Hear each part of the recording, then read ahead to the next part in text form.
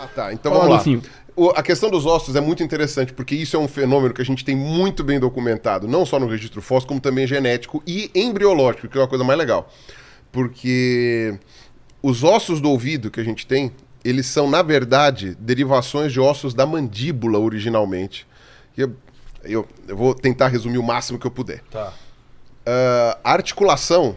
Bom, nosso crânio e a nossa mandíbula são feitos de diversos ossos, né? Que são pontos de ossificação durante a embriogênese, que eles se juntam no adulto. Tá. Né? Tanto é que a gente, né, o ser humano, ele nasce prematuro, entre aspas, justamente para ele conseguir passar pelo canal lá da mulher, porque é estreito, né? E a gente tem um cabeção desgraçado. Exato. Né? Uns mais do que outros. Uns né? mais do que o outro, né? E é por isso que a gente nasce com moleira. Né? Se você for olhar os outros bichos, eles nascem com o crânio todo ossificado, a gente nasce com o crânio ainda com os ossos meio moles, que é justamente para poder afunilar e sair. Por isso que tinha gente que antigamente nascia de fórceps e acabava tendo deformidades permanentes, porque você está pegando uma parte muito molinha. Entendi. Mas isso é uma coisa muito legal, porque você consegue observar os pontos de ossificação, aonde eles acontecem e como que eles vão juntando com o tempo. Quando você vai olhar em... tanto nos fósseis quanto nos animais que ainda mantêm essas características, como, por exemplo, os répteis em geral, os anfíbios e tal, não sei o quê, você vê que a articulação da mandíbula com o crânio, ela é feita pelo crânio com o osso que a gente chama de quadrado e pela mandíbula com o osso que a gente chama de articular.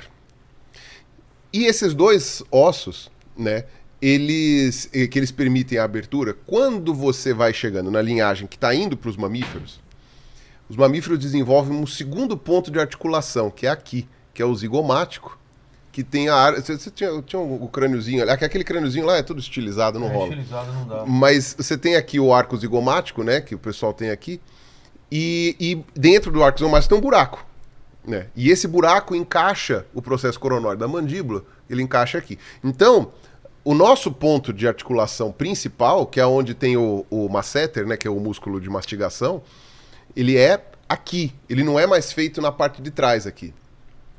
E o que é interessante, alguns desses ossos, né, porque você tem que lembrar que o ancestral ele era quadrúpede e que não ficava lá muito longe do chão. Tá. E você observa isso também em crocodilo, por exemplo.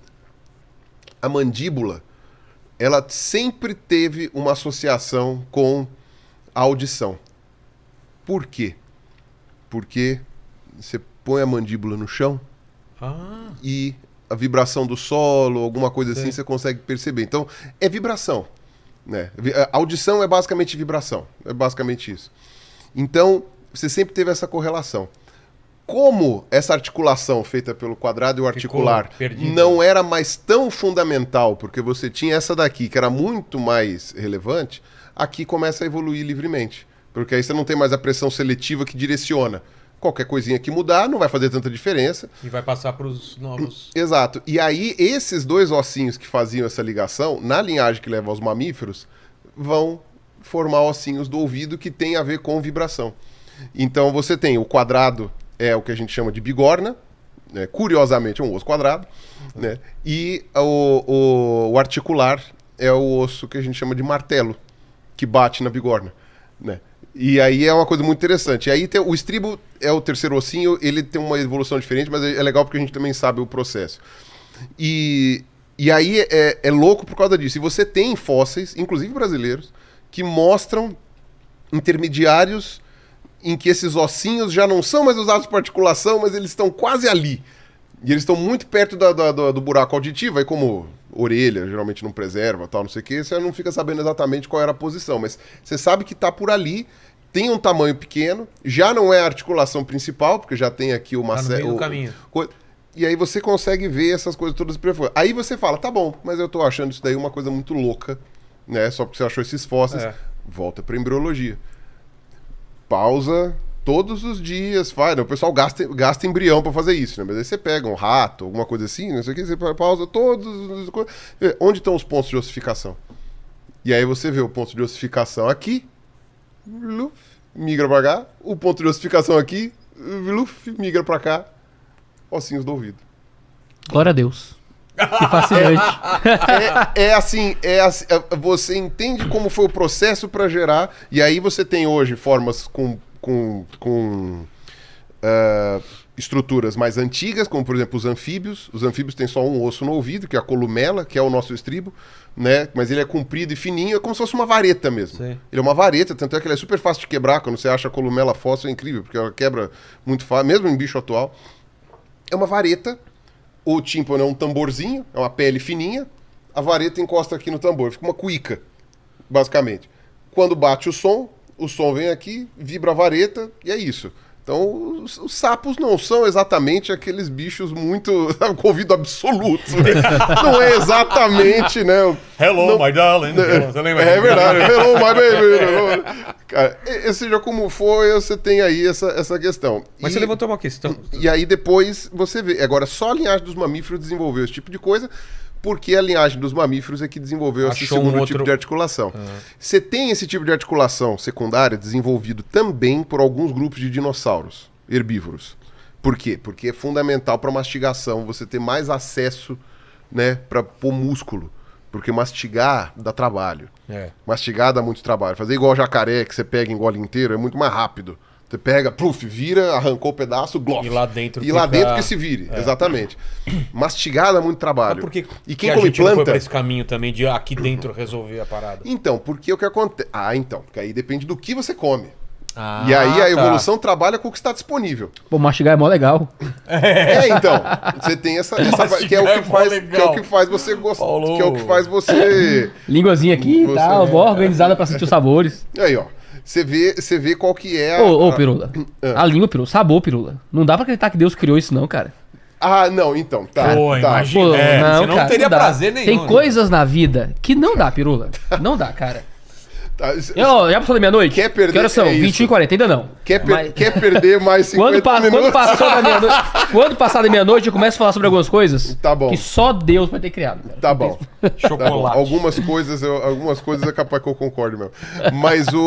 Mas enfim, o que acontece é o seguinte, geralmente a mastigação ela tá atrelada a comer comidas mais complexas, né? Então é muito comum o herbívoro desenvolver mastigação, e se não desenvolver mastigação, desenvolver algum outro método de dar um jeito. Então, por exemplo, que nem pomba não tem dente, e pomba é herbívora, em linhas gerais. Tem come carne também, porque pomba é um lixeirão, mas em geral ela principalmente plantas, né?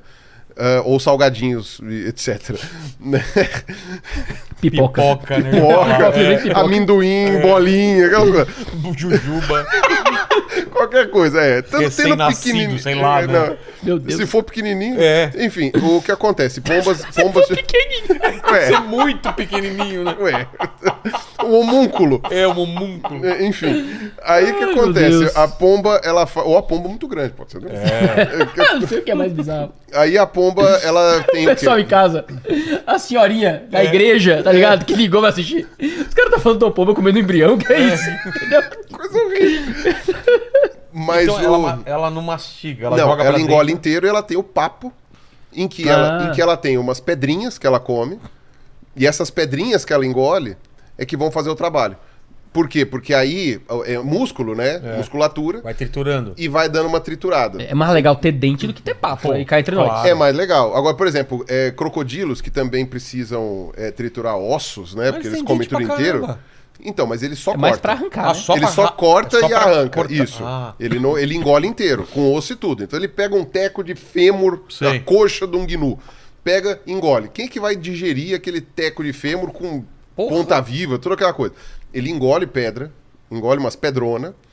E aí o pessoal fez um teste pra falar assim, pô, mas será que essas pedras que ele engole funcionam mesmo? Puseram uma camerinha. Caramba. Uma camerinha pra... Numa dessas pedras? Não, na pedra não. Puseram uma camerinha pra ele engolir. Tá. Né, no teco de comida lá. Ele engoliu, não dá 2 segundos de filmagem. No que ele engole, as pedras... Acabou a câmera. Sério? Acabou a câmera, Então, quer dizer, ele... Ainda não apareceu nenhum desses coach maluco de emagrecimento mandando engolir pedra, não? Pra- Daqui a pouco vai. Cara. Método pirula aí, quem sabe? Coach que come pedra sabe...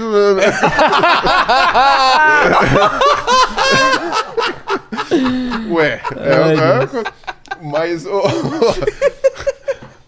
E pior que o passarinho come a pedra e depois acaba saindo. Uma ou outra A pedra também. sai coisa, né? A maioria regurgita, né? Mas uma ou outra sai. Porque a pedra também ela vai ficando lisa. né, com o tempo do atrito, e aí chega uma hora que ela vai diminuindo saindo, mesmo, até bota que ela pra fica fora. pequenininha e sai. Cara, mas eu tenho zero problema com essas tuas explicações dos processos. Zero problemas, assim. Pra mim, a improbabilidade do processo Não, mas o que eu que ia- é a grande o que questão. eu levantar a questão é isso que ele falou. Porque você teve uma evidência, isso aqui e tal. Aí vai indo pra trás e vê esse caminho do ossinho vindo pra trás e virando outra coisa, virando o esquema da audição aqui. Mas, eu não sei como que tá esse ponto do lance do elo perdido que o pessoal fala, né? Que tem alguns espaços, tem umas Mas lacunas. esses espaços, eles são... se você for pra pensar, é o que eu brinco que esses espaços zeros perdidos é uma coisa um pouco irrelevante quando você já tem o cenário completo. Tá. Então, você tem vai fazer aqui- uma reconstituição de um crime. Tá. Você pode não saber exatamente todos os passos que o criminoso deu, mas você faz a reconstituição. Você tem o cadáver. Você sabe onde morreu, É. sabe que arma usou, sabe quem que foi, sabe que não sei o que, você sabe todos esses negócios, você já fala, tá, essa pessoa ao invés de passar pelo lado direito da coluna, passou pelo lado esquerdo, meio que tanto faz, Entendi. se você já consegue detectar o que aconteceu. Porque, afinal de contas, a ciência forense também é histórica. Ela também é uma ciência histórica, a ciência forense. Porque você também não tem como voltar no tempo para ver quem fez o assassinato. Se não tiver uma câmera, né? Então você também tem que passar por processos de avaliação e evidências indiretas para poder ver. Agora, uma coisa interessante.